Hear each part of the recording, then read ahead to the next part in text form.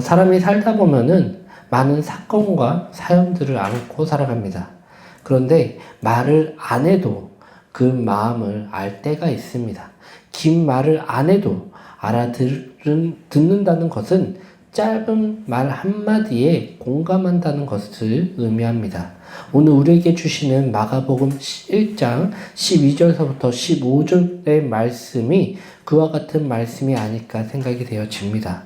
마가복음은 예수님을 믿음으로 말미암아 핍박받는 이방인들에게 복음의 포인트가 잡혀져 있습니다. 많은 사람들이 도망자의 신세로 복음을 들어야 하는 입장에서 그런 사람들이 많다 보니까 긴 말보다는 간단하지만 핵심의 말씀을 증거하는 것에 포인트가 잡혀져 있다는 것을 마가복음을 통해서 볼 수 있는 것 같습니다. 그렇기에 오늘 본문에서 예수님의 공생애를 시작하면서 처음 선포하시는 말씀 또한 나오는데 짧고 단순하고 분명하게 증거된 말씀을 볼 수 있습니다. 오늘 이 분명한 이 말씀을 통해서 우리가 오늘 은혜 받고 나아가는 시간들이 되기를 간절히 소망합니다. 예수님께서는 성령에 이끌리시어 간 곳이 있습니다. 그곳이 어디일까요? 바로 광야입니다. 성령님께서 예수님을 이끄신 곳이 바로 어디라고요? 광야로 이끄셨습니다. 우리 12절서부터 13절까지 말씀 다시 한번 읽겠습니다. 다 같이 시작. 성령이 곧 예수를 광야로 몰아내신지라. 광야에서 40일을 계시면서 사탄에게 시험을 받으시며 들짐승과 함께 계시니 천사들이 수종들더라.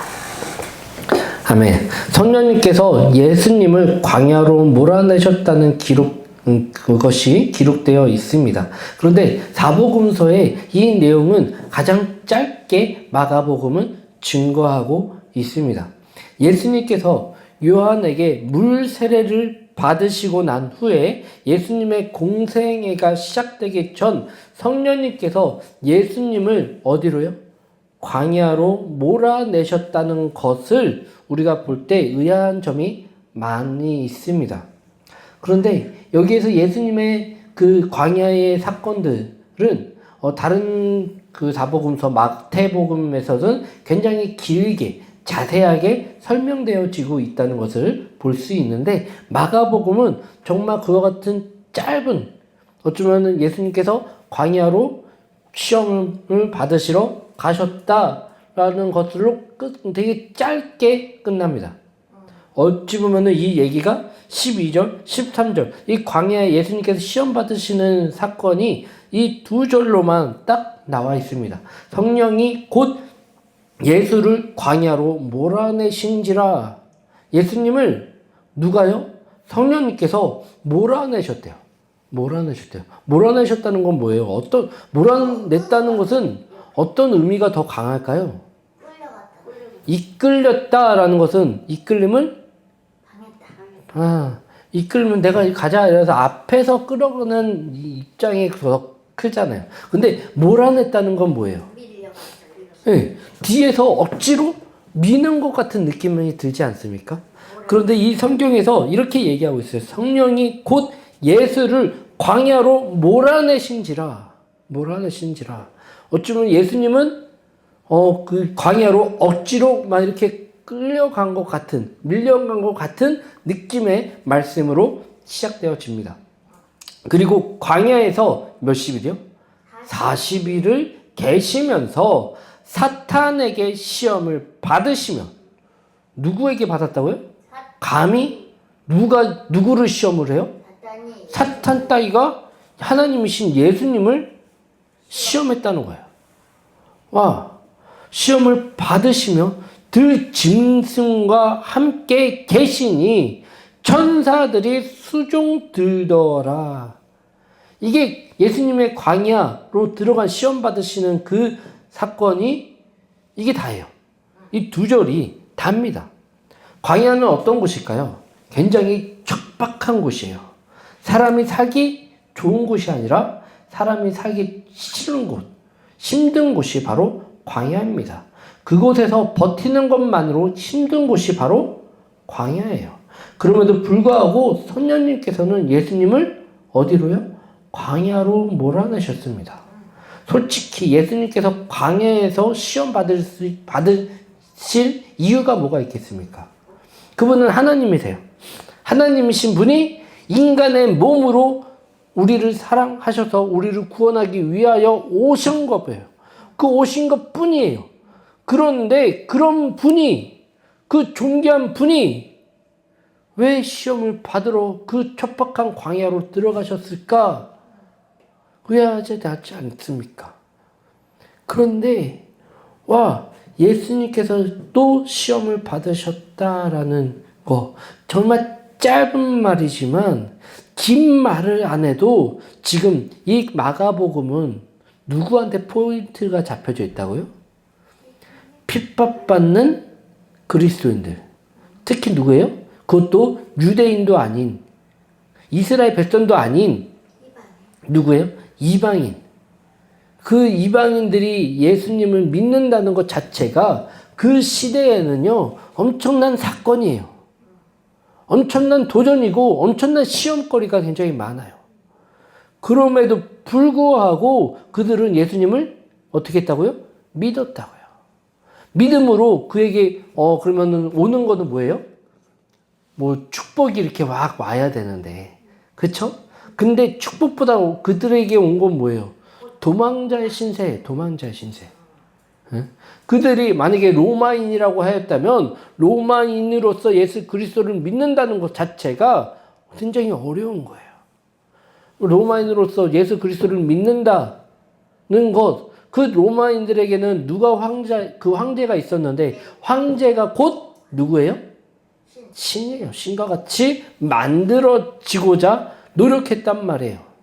신이 아니지만 신인 것처럼 반인 반신 막 해가지고 막 자기네들이 막 스토리를 만들어서 막 그렇게 짜내서 그 신이 곧 자기의 황제다라는 식으로 만들고 있었잖아요.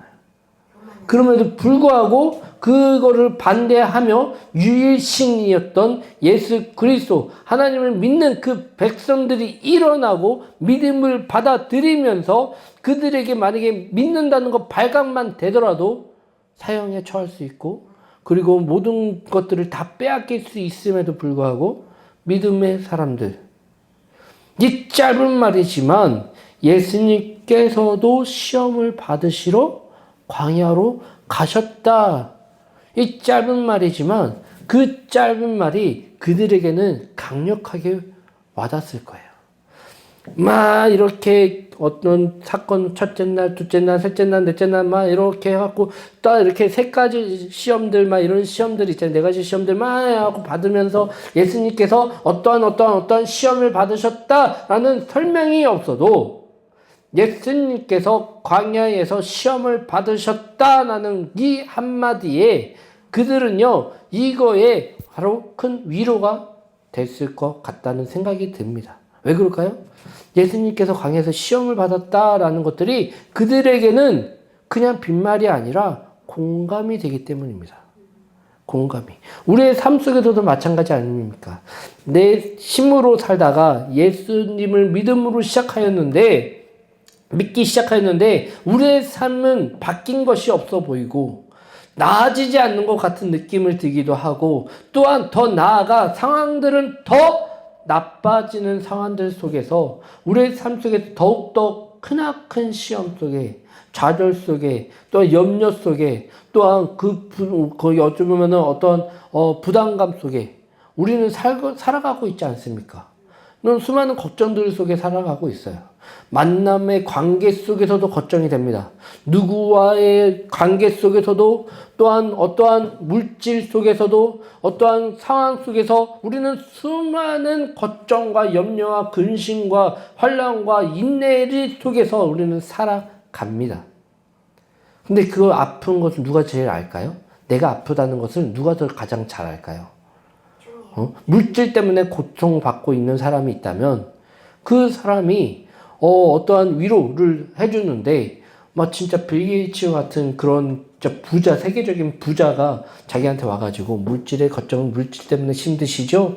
그러면서 걱정하지 마세요. 잘 풀릴 거예요. 라고 말 한마디 한다 그러면 와닿을까요?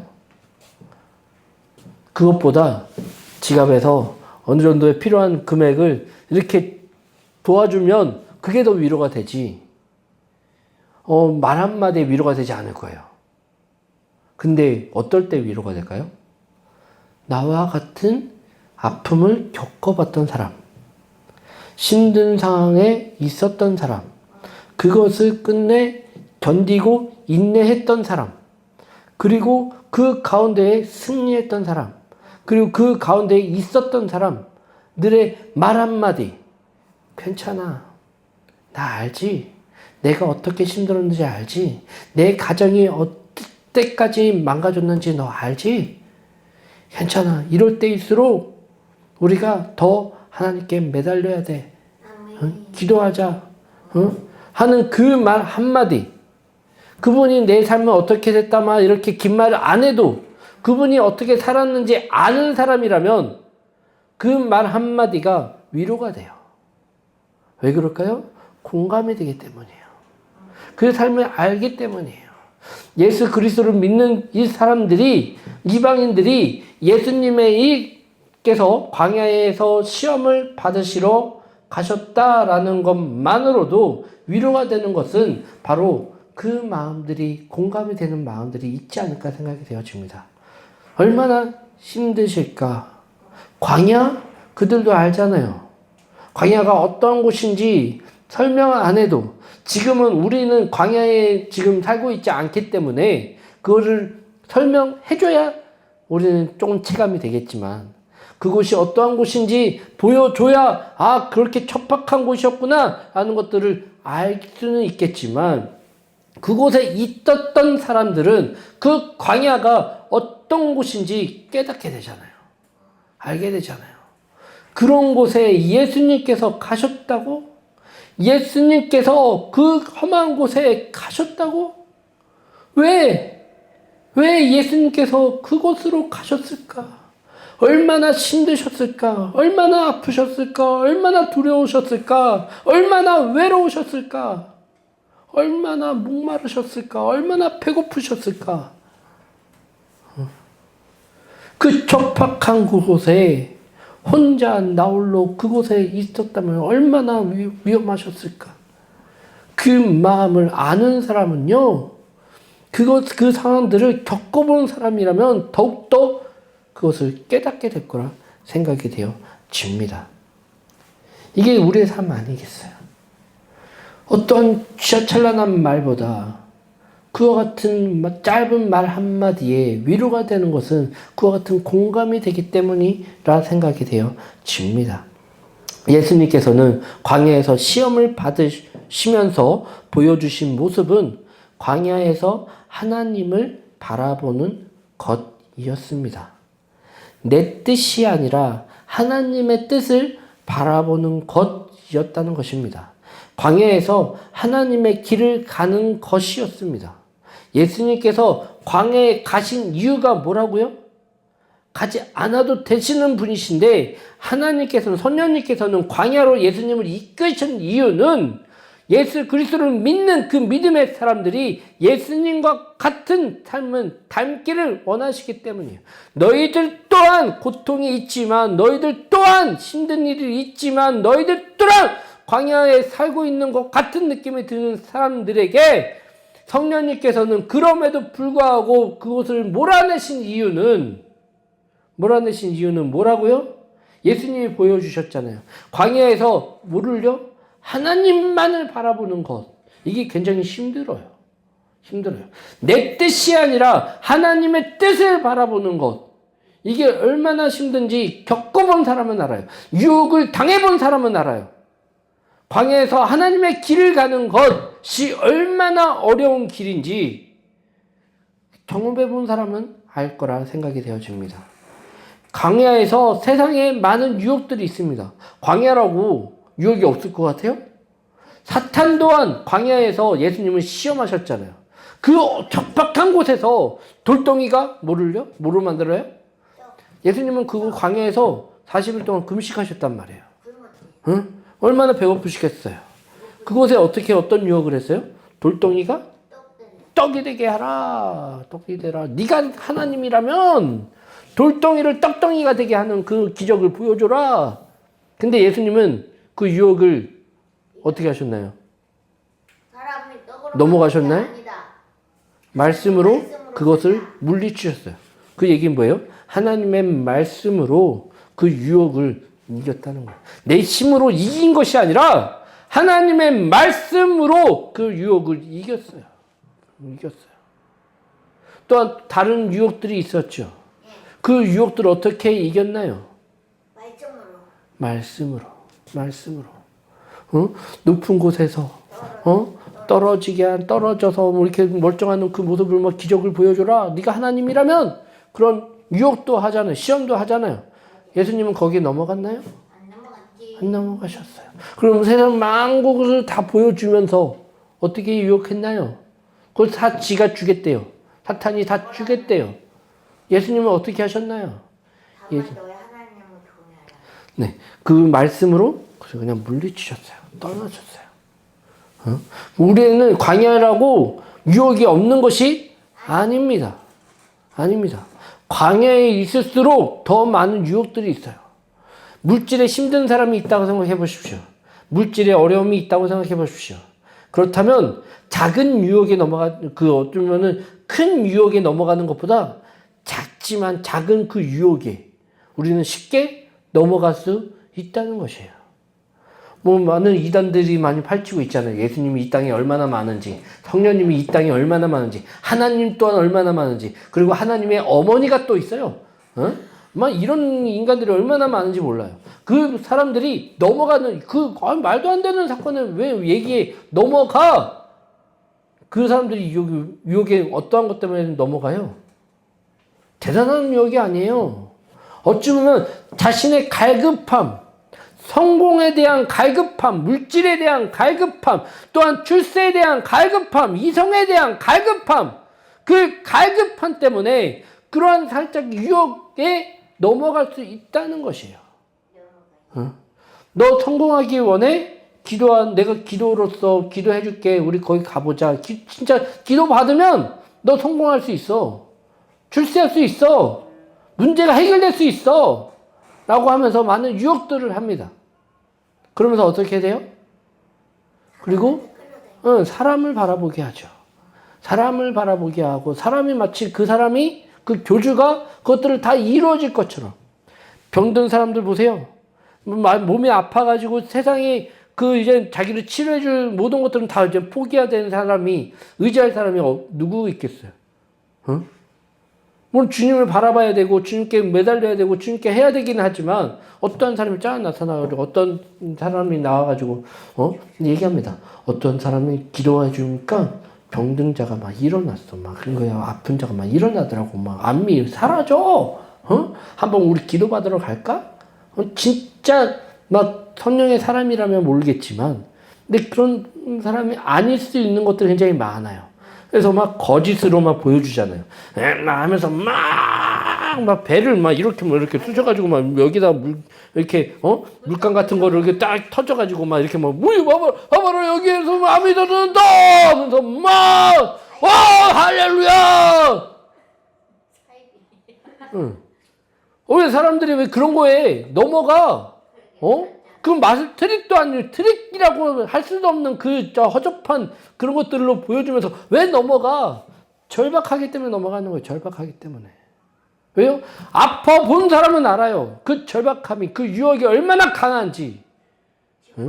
말도 안 되는 저것에 속아 넘어가는 이유는 절박하기 때문이에요. 광야에 봐봐요. 많은 것들이 절박해요. 먹을 것도 절박하고 물도 절박해요. 그 절박한 가운데에 뭐를 보게 해요?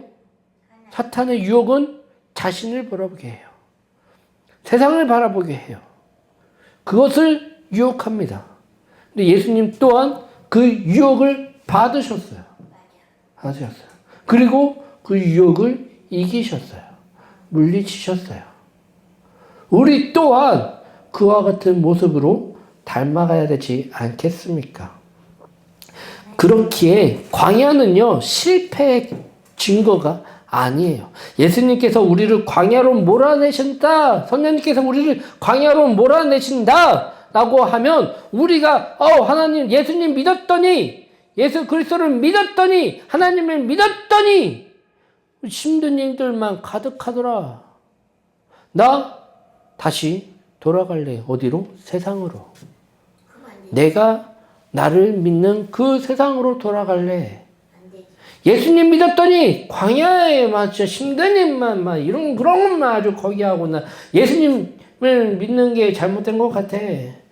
응? 하면서 나 예수님 잘못 가짜인 것 같아. 이 믿음이 가짜인 것 같아. 돌아가는 사람들이 많아요. 왜요? 그 광야에 있어 본 사람들은 알 거예요. 예수님 이제 막 믿었더니 막 직장 거기 있는 사업체가 막 불이 나요. 그리고 막 재산이 막 탕진 뭐 이렇게 하는 그런 상황 가운데에 막 거기 있어요. 그런 생각해 보세요. 예수님 믿기 전에는 그래도 잘 나갔는데 예수님 믿었더니 이런 시험들이 막 이런 것들이 막 거기가 돼요. 예전에는 진짜 돈 때문에 걱정 없이 막 살았는데 내 힘으로 막 거기 하면서 어쩌면은 막 술 팔고 뭐 하고 하면서 진짜 재밌게 살았는데 예수님 믿었더니 그런 것들이 다 걷어가시는 거예요. 어찌 보면 그게 그때는 축복인지 모르죠. 왜요? 하나님을 바라보게 하니까. 바라봐야 되니까. 광야에서 하나님은요, 뭐를요? 거추장스러운 것들은 다 쳐내시는 거예요. 쳐내시는 거예요. 광야에서 하나님을 바라볼 수 있도록 내가 의지했던 것들 다 쳐내시는 거예요. 내가 의지하였던 것, 내가 바라봤던 것들 다 쳐내시고 누구만 바라보게? 하나님만 바라보게. 그리고 그것 통해서 우리에게 새로운 믿음을 더하심으로 그 믿음으로 이 세상에 승리할 수 있는 방패와 힘을 우리에게 주신 건 아니겠습니까? 광야는 실패의 증거가 아니라 하나님이 나를 버리셨다가 아니라 하나님이 나를 다루고 계신다는 것으로 바뀐다는 것이야. 하나님이 나를 다루시고 계신다. 하나님이 나를 더욱더 단련하여 주신다. 그렇게 광야의 길은요, 힘들지만 축복이 있다는 것이에요. 축복이라는 것이에요. 더욱더 하나님의 도우심과 뜻이 우리와 함께 하신다는 것을 볼 수 있기 때문입니다. 광야의 좋은 점이 있는데 무엇인지 아십니까? 광야의 좋은 점. 광야의 특징은요, 유혹이 선명해진다는 거예요. 광야에 들어갔다 하면, 내가 의지할 것들이 아무것도 없어지잖아요. 그렇죠? 내가 무엇을 의지하였는지 선명해져요. 광야의 특징이 유혹이 선명해진다는 것을 말합니다. 평소엔 바쁘니 넘어갔던 마음, 평소엔 참고 살던 화, 평소엔 숨겨놓았던 욕심이 광야에서는요, 다 드러나게 됩니다. 드러나게 됩니다. 어쩌면 이제 휴대폰도 유혹의 대상이죠. 그렇죠? 그런 것들, 유혹들이 광야에서 딱 들어가게 되면 그런 것들이 찾게 돼요. 내가 의지했던 것들이 다 찾게 된단 말이에요. 근데 광야 안에서 그런 것들이 없잖아요. 없잖아요. 그래서 누구를 바라보게 돼요? 하나님만 바라보게 되는 거예요. 이게 광야의 좋은 점이라는 것입니다.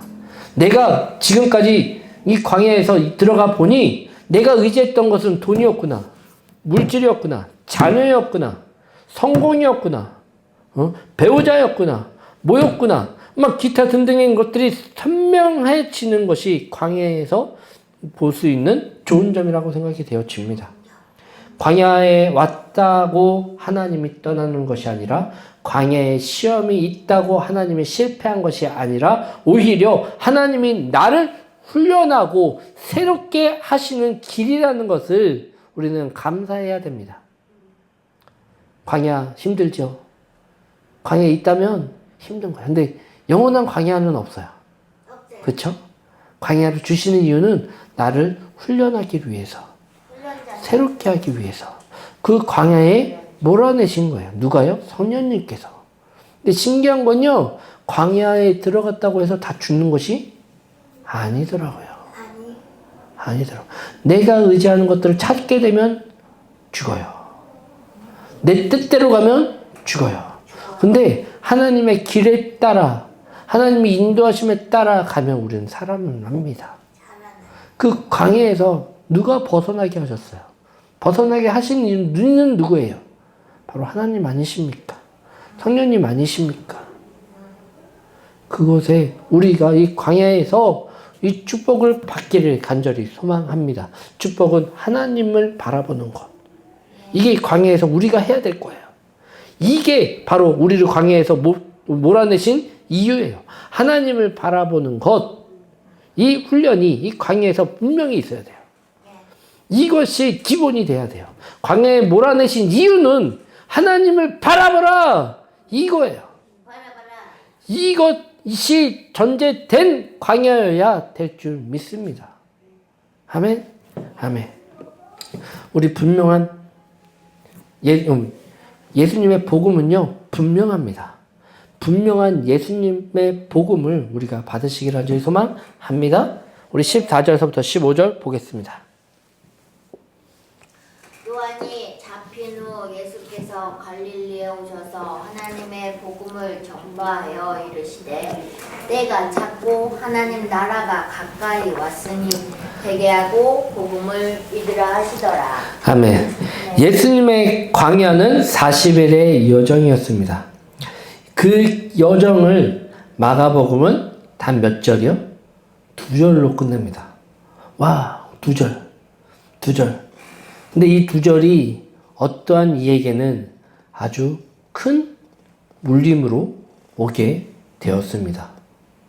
아까 얘기했던 이방인들, 복음으로 핍박받았던, 예수님을 믿음으로 핍박받았던 그 믿음의 사람들에게는 이 단 2절이지만 그들에게는 큰 울림과 은혜의 말씀이었다는 것을 여러분 아시기를 간절히 소망합니다. 그리고 그 40일의 여정이 끝난 후에 예수님께서 이제 본격적으로 복음의 말씀의 공생의 사역을 시작합니다. 그러면서 어떻게 얘기하고 계시나요? 요한이 잡힌 후, 요한 누구예요? 세례 요한이라고 예수님께 세례를 베풀었던, 예수님의 길을 먼저 예비하였던 그 사람이 요한이었잖아요. 요한이 어떻게 해요? 잡혔대요. 왜요? 예수 그리스도를 증거한다는 이유로, 복음을 증거한다는 이유로 그가 잡힌 후 예수께서 갈릴리에 오셔서 하나님의 복음을 전파하여 이르시되 뭐라고 하셨나요? 때가 찼고 하나님의 나라가 가까이 왔으니 회개하고 복음을 믿으라 하시더라. 할렐루야. 할렐루야. 여기 예수님께서 요한이 잡히셨잖아요. 그렇죠? 요한이 잡히시고 여러분 같으면 어떻게 하실 거예요? 예수님이라고 생각해 보십시오. 요한은 그냥 둬요? 예수님은 능력이 없으신 분일까요? 있으신 분일까요? 말 한마디로 천지를 창조하신 분이셔요. 근데 못 하실까요? 근데 예수님은 안 하셨어요. 그렇죠? 요한이 잡힌 후 예수께서 갈릴리에 오셔서 하나님의 복음을 전파하여 이르시되 이제 본격적으로 예수님의 말씀을 증거합니다. 세상과 싸우는 것이 아니라 예수님의 길로 가시는 거예요. 복음의 길, 구원의 길로 당당히 가시는 거예요. 예수님이 요한을 잡혔다는 것을 듣고 가슴이 안 아팠겠어요? 아프셨죠. 그럼에도 불구하고 예수님은 그때의 복음을 더욱더 증거하기 시작하셨습니다. 근데 너무 간단하게 말씀하셨어요. 때가 찼고 하나님의 나라가 가까이 왔으니 회개하고 복음을 믿으라. 이 짧은 예수님의 메시지에 복음의 핵심이 다 들어가 있어요. 다.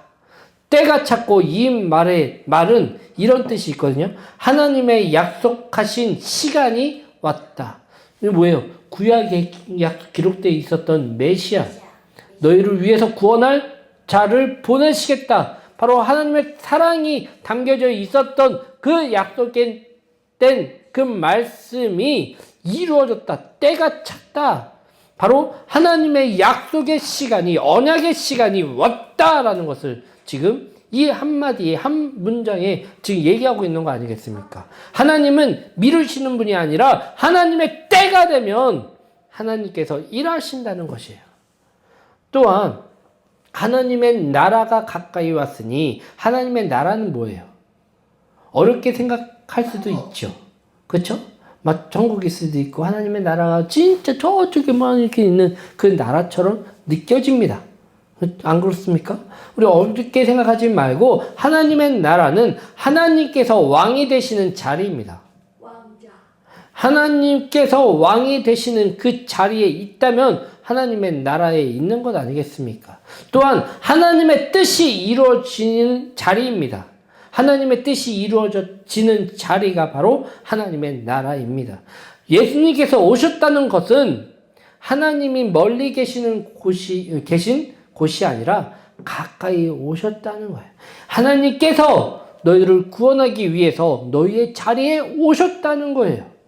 응? 가까이 오셨다는 거예요. 구약에서 계속 오셨던 메시아가 예수님이시라는 것을 지금 말씀하고 계신 것입니다. 즉 예수님이 오심으로 말미암아 하나님의 나라가 가까이 왔다는 것입니다. 죄로 인하여 끊어졌던 하나님의 나라가 예수님으로 말미암아 하나님의 나라에 들어갈 수 있는 유일한 길이 되셨다라는 것이에요.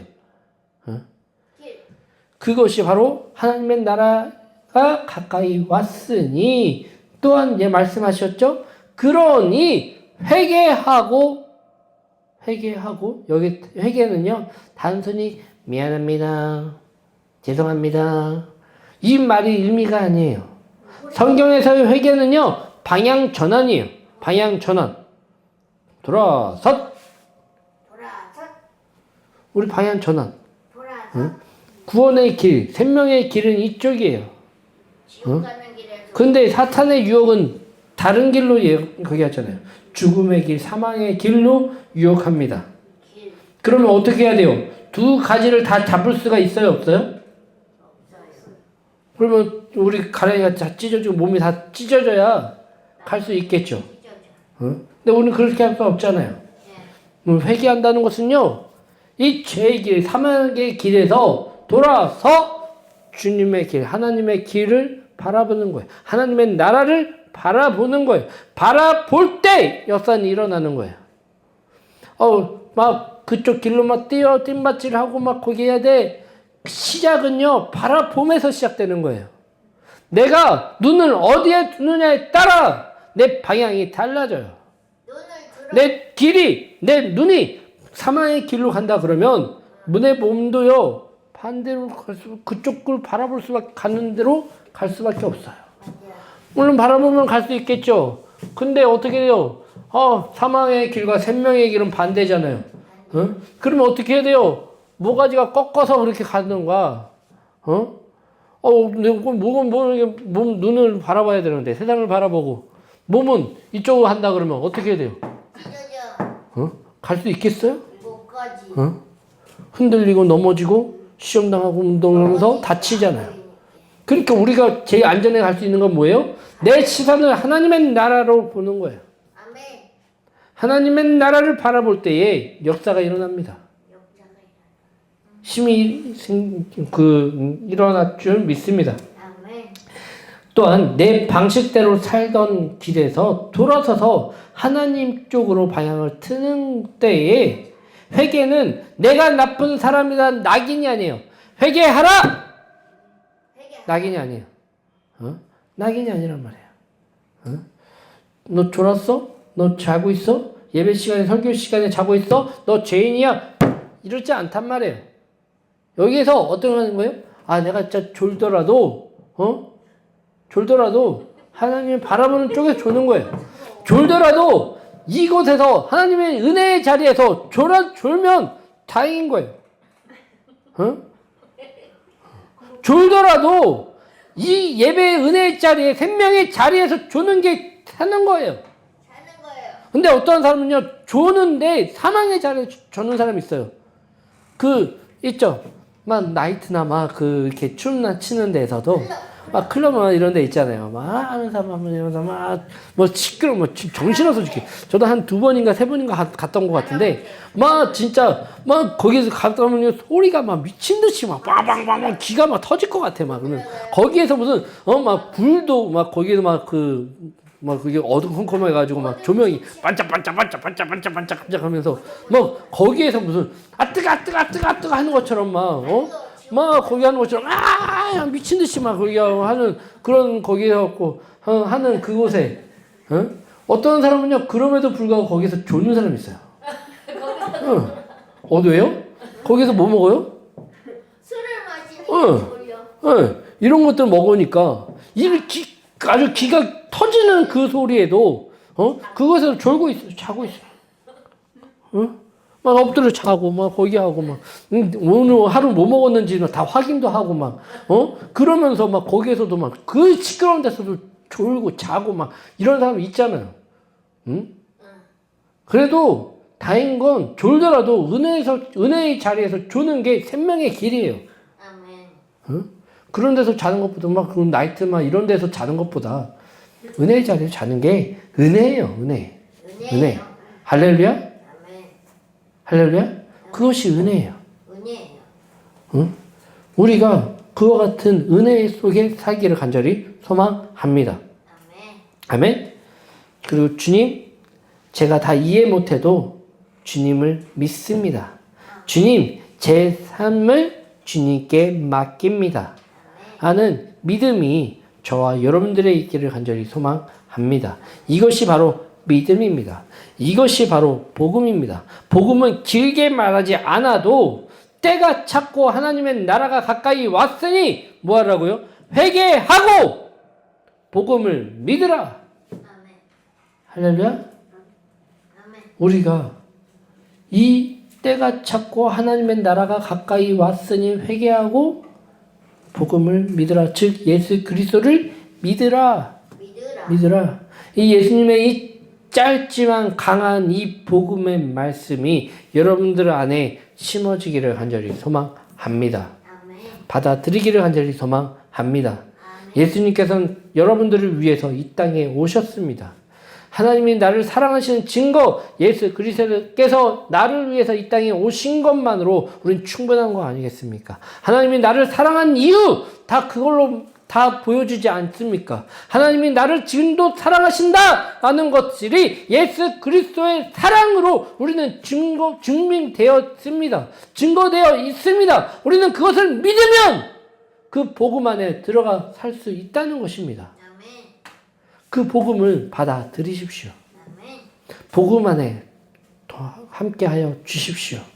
그럴 때 믿음의 역사는 일어납니다. 지금 광야로 하나님이 나를 몰아친다 그래도 그것은 저주가 아니라 다 덜어내기 위한 작업일 수 있다는 것이에요.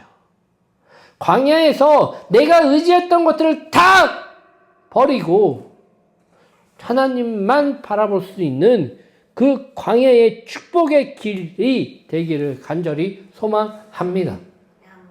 그리고 예수 그리스도를 믿으십시오. 이 하나님의 복음, 이 첫 번째 예수님께서 증거하신 이 복음의 강하고 짧지만 강하고 이 힘이 있는 이 복음을 여러분 마음속에 심어질 때 그 짧은 이 말씀이 여러분들에게는 열매 맺어질 줄 믿습니다. 할렐루야. 기대하시는 분은 아멘. 아멘으로 크게 화답해 주시죠. 네. 다 졸았어도 괜찮아요. 다 안 들었어도 괜찮아요. 이것만 고백하면 돼요. 때가 찼고 하나님의 나라가 가까이 왔으니 회개하고 예수 그리스도를 믿으라. 아멘. 아멘. 아멘. 아멘. 그 복음의 씨앗들이 여러분들에게 심어졌을 거라 믿습니다. 기도하겠습니다.